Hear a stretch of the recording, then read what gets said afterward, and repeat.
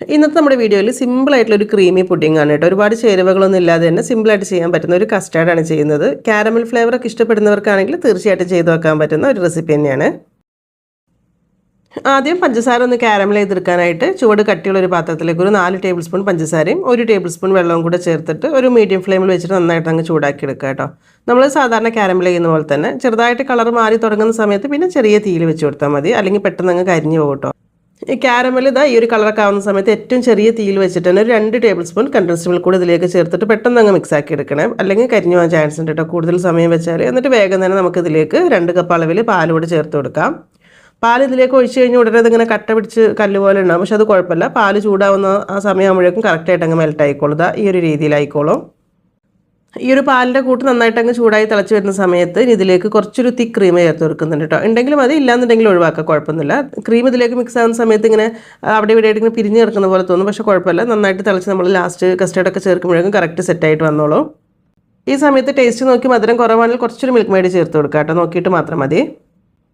അടുത്തത് ഇതിലേക്ക് കുറച്ച് കസ്റ്റാർഡ് പൗഡർ എടുത്ത് കുറച്ച് പാലൂടെ ചേർത്ത് നന്നായിട്ട് കട്ടയില്ലാതെ മിക്സ് ആക്കി എടുക്കുക. എന്നിട്ട് തീ വളരെ കുറച്ച് വെച്ച് അതിലേക്ക് ഈ ഒരു പാലിൻ്റെ കൂട്ടിലേക്ക് ഒഴിച്ചു കൊടുത്തിട്ട് ചെറിയ തീയിൽ വെച്ചിട്ട് നന്നായിട്ട് അങ്ങ് കുറുക്കിയെടുക്കുകയാണ് വേണ്ടത് കേട്ടോ.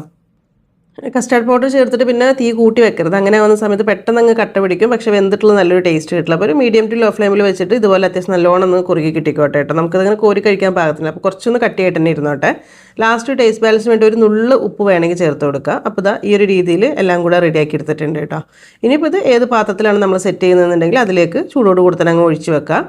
ഒരു 10 മിനിറ്റൊക്കെ പുറത്ത് വെച്ചൊന്ന് ചൂടാറിയതിന് ശേഷം പിന്നെ ഫ്രിഡ്ജിലേക്ക് വെച്ചിട്ട് നന്നായിട്ട് അങ്ങ് തണുപ്പിച്ചെടുക്കണേ, അപ്പോഴാണ് കഴിക്കാൻ നല്ലൊരു ടേസ്റ്റ് ഉണ്ടാവുക. പിന്നെ ഇത് സെർവ് ചെയ്യുന്ന സമയത്ത് കുറച്ച് നട്ട്സൊക്കെ കാരമൽ ചെയ്തിട്ട് പൊടിച്ചിട്ട് കൊടുക്കുക, അങ്ങനെ എന്തെങ്കിലുമൊക്കെ വേണമെങ്കിൽ ഇട്ട് കൊടുക്കുക. നമുക്ക് എന്തെങ്കിലും കഴിക്കാൻ ഇഷ്ടമുണ്ടെങ്കിൽ, അല്ലെങ്കിൽ നിങ്ങൾ ക്രീമി ആയിട്ട് കോരി കഴിക്കാൻ ഇഷ്ടമുണ്ടെങ്കിൽ അങ്ങനെ ചെയ്താലും മതിയാവും. ഞാൻ ജസ്റ്റ് ഇത് കുറച്ചിങ്ങനെ മേലേക്ക് ഒരു ഭംഗിക്ക് വേണ്ടി വെച്ച് കൊടുത്തു എന്ന് മാത്രമേ ഉള്ളൂ. ഈ ഒരു സ്വീറ്റ് പഫിൻ്റെ ടേസ്റ്റ് വരുന്ന ഐറ്റം ഇതുപോലെ ചെറുതായിട്ട് ഇങ്ങനെ പൊടിച്ചിട്ട് സെർവ് ചെയ്യുന്ന സമയത്ത് ഇങ്ങനെ കഴിക്കുന്ന സമയത്ത് ടേസ്റ്റ് ഉണ്ട് കേട്ടോ. ആദ്യം ഇട്ട് വെക്കരുത്, ആ കറക്റ്റ് സമയത്ത് ഇട്ടിട്ട് ഇങ്ങനെ കോരി കഴിക്കുമ്പോൾ രണ്ടും കൂടെ കഴിക്കുമ്പോൾ ഒരു ടേസ്റ്റ് ഉണ്ട്. പിന്നെ ഈ ഒരു പുഡിംഗ് എന്ന് പറയുമ്പോൾ കാരമൽ ടേസ്റ്റ് ഇഷ്ടമുള്ളവരാണെങ്കിൽ ട്രൈ ചെയ്ത് നോക്കാം കേട്ടോ. നമ്മൾ നോർമൽ കസ്റ്റാർഡിൻ്റെ നിന്ന് കുറച്ചൊരു വ്യത്യാസം, കുറച്ചൊരു കാരമൽ ഫ്ലേവർ അത്ര മാത്രമേ ഉള്ളൂ. അപ്പോൾ വീഡിയോ കണ്ടിട്ട് ഇഷ്ടമായിട്ടുണ്ടെങ്കിൽ ഒന്ന് ലൈക്ക് ചെയ്യാനും ഷെയർ ചെയ്ത് സപ്പോർട്ട് ചെയ്യാനും കൂടെ മറക്കരുതേ. താങ്ക്